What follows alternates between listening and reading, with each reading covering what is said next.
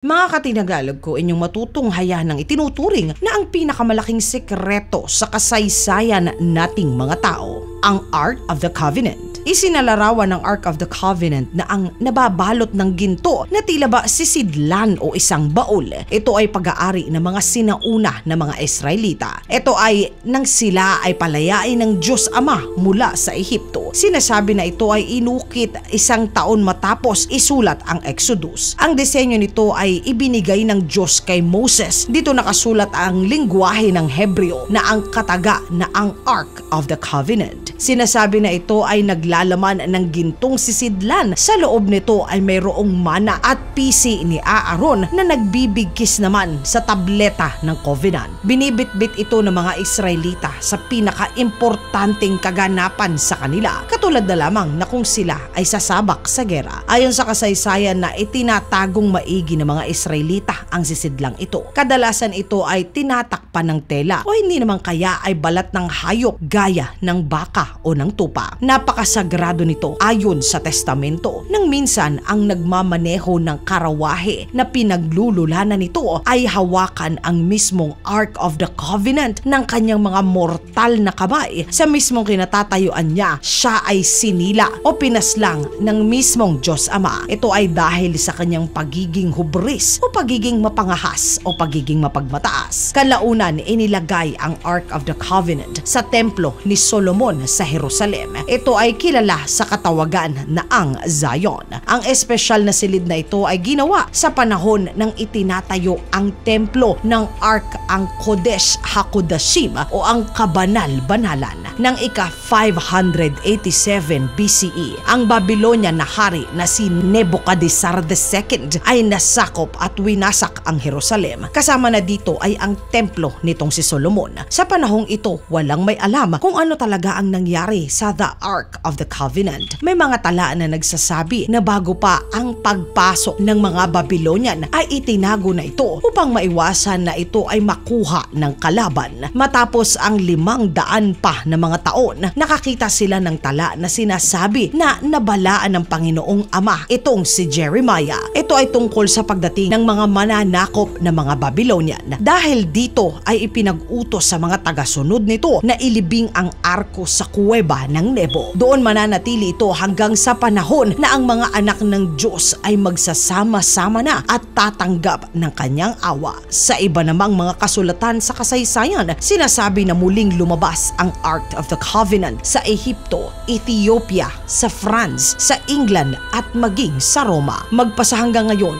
walang nakaalam kung nasaan nga ba ang kinalalagyan ng napakasagrado na arkong ito. Mga katinagalog ko, para po mas malinaw ang laman ng Ark of the Covenant, kaya po ito ay napakahalaga, ay ang mismong tableta o bato kung saan inilagay mismo ng Diyos Ama ang 10 kautusan o ang tinatawag natin na ang 10 Commandments. Ang libingan ni Genghis Khan. Itong si Genghis Khan ay ang unang namuno sa empiro ng mga Mongol. Ang taong ito ay responsable po sa pagkasawi ng tinataya na 40 milyong mga katao. Pumanaw ito ng ika-18 ng Agosto ng ika-1227 CE. Ang unang misteryo ay kung ano nga ba ang talagang naging sanhi ng kamatayan nito. May nagsasabi na naging biktima ito ng sakit na bubonic. Mayroon namang nakatala na ito ay nahulog mula sa sinasakyan nito na kabayo. Ganun pa man, ang huling naitala nito na salita sa kanyang mga tagasunod ay,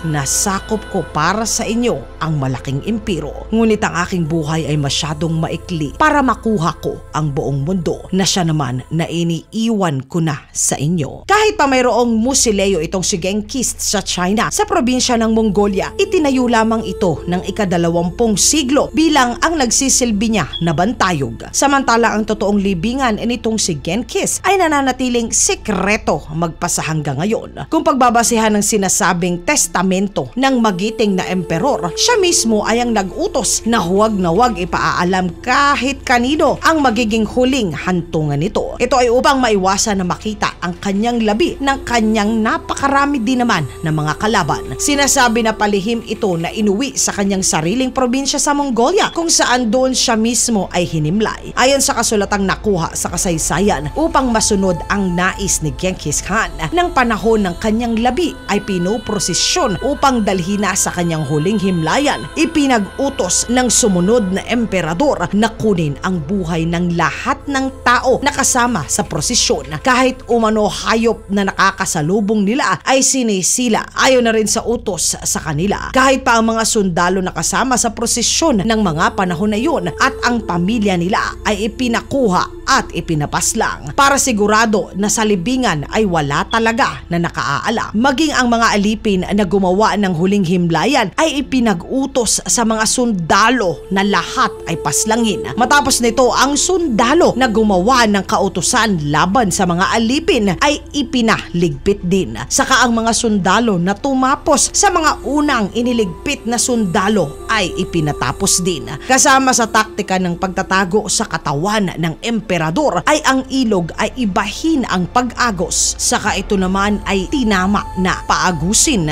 para matakpan ang kanilang babaybayin. Saka mismo ang libingan ay tinabunan ng napakaraming mga lupa at pinatapakan sa mga kabayo. Saka ito ay tinaniman ng puno upang sa tagal ng panahon maging isa itong kagubatan na kailanman ay hindi nila paghihinalaan na pinaglibingan. Kaya naman kahit ang mga historiador o kahit sinong sinauna pang Mongol ay walang nakasulat kung saan talaga nakalibing ang pinakamagaling nila na emperador. Kaya isa pa rin ito sa pinakamalaking sekreto na hindi pa nalulutas natin ng mga makabagong tao. Mga katinagalog ko, napakarami pa pong sekreto sa kasaysayan na hindi pa po natin lubos na maunawaan at masolusyonan, na siyang ikukwento ko naman po sa inyo sa mga susunod natin na mga segment pa. Mga katinagalog, ano pong lihim ng kasaysayan ang medyo naiintriga po kayo? Ito po ba ay ang Yamashita o ang libingan ni Cleopatra? Isulat po ang inyong saloobin sa comment section sa ilalim. Ang pinakamagandang sagot po ay magkakamit pa rin po ng 100 Gcash load. Mga katinagalog ko, maraming salamat po sa pagsama ninyo sa segment natin sa araw na ito.